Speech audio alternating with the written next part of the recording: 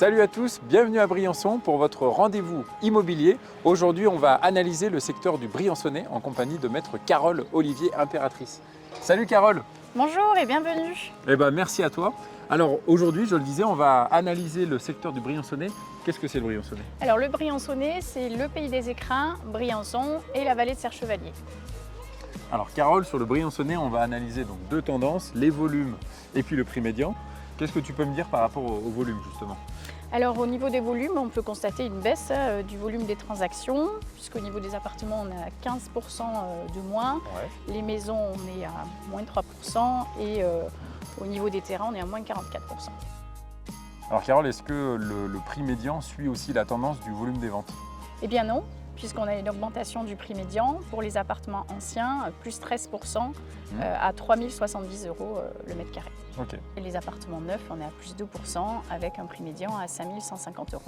Alors j'imagine que pour les maisons et les terrains à bâtir, c'est un petit peu la même tendance aussi? Oui, tout à fait, puisque au niveau des maisons, on a une augmentation de 2% avec un prix médian à 327 500 €. Ok. Et les terrains à bâtir, il y a une augmentation de 8% et un prix médian de 105 000 €.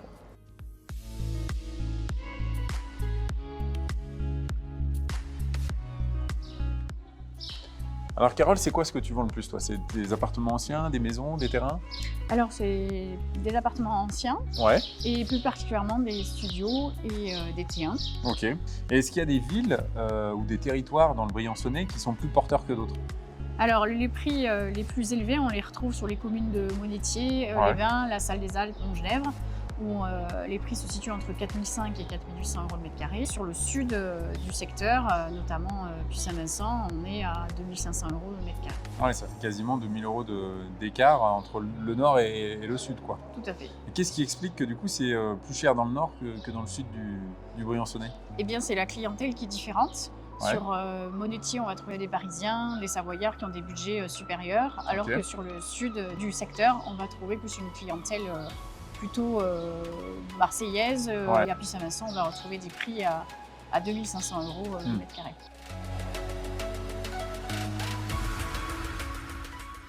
Alors Carole, on a bien analysé les appartements anciens.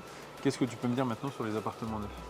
Les appartements neufs, on a un prix médian qui est de 5 150 €. D'accord. Donc on peut le constater qui est quand même Ouais. bien plus élevé que sur les appartements anciens. Ouais, alors c'est quel type de surface à peu près? 61 mètres carrés de surface médiane. Ok.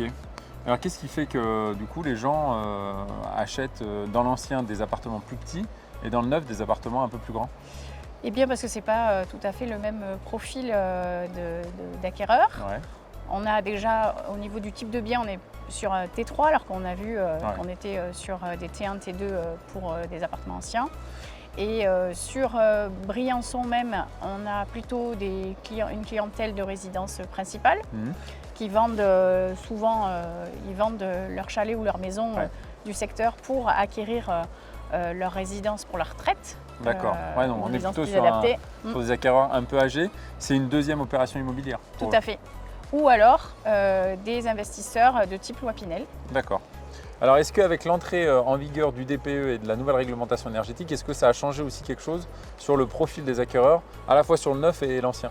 Eh bien oui, puisque dans le neuf, on a plutôt une performance énergétique qui est très bonne et des finitions également haut de gamme. Donc on va voir rarement des primo-accédants, on va plutôt avoir des personnes qui achètent une deuxième ou une troisième acquisition. En revanche, dans les appartements anciens, qui sont les plus mal classés, en F ou en G, on va avoir au contraire des primo-accédants, des acquéreurs plus jeunes, qui achètent en se lançant dans des travaux de rénovation énergétique qui vont pouvoir financer à l'aide de prêts aidés à taux zéro et de subventions publiques.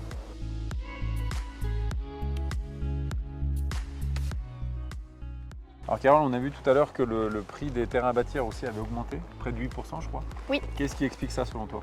Eh bien, c'est leur rareté. C'est de plus en plus difficile de retrouver un terrain à bâtir, puisqu'il y a un resserrement des zones constructibles et il y a plus de zones qui passent inconstructibles que de zones qui passent constructibles. Et sur les maisons anciennes, alors on a vu que ça avait augmenté de 2%. Est-ce que ça c'est vrai pour toutes les maisons? Eh bien non, puisque sur les maisons de type 4, on a vu une augmentation des prix Tandis que sur les maisons de type 6 et plus, il y a au contraire une diminution des prix de 5%. Alors Carole, je sais que c'est difficile, mais comment toi tu vois l'avenir sur 2024? Je pense qu'on sera plutôt sur des prix qui vont stagner plutôt qu'une envolée des prix. Ok, bon, si déjà ça ne s'envole pas, c'est déjà positif. Merci à toi. Merci à toi également. On se revoit bientôt. Avec plaisir. Quant à nous, eh bien, on se dit à bientôt et on se retrouve aussi sur les réseaux sociaux et sur passeralacte.com pour voir cet épisode et plein d'autres.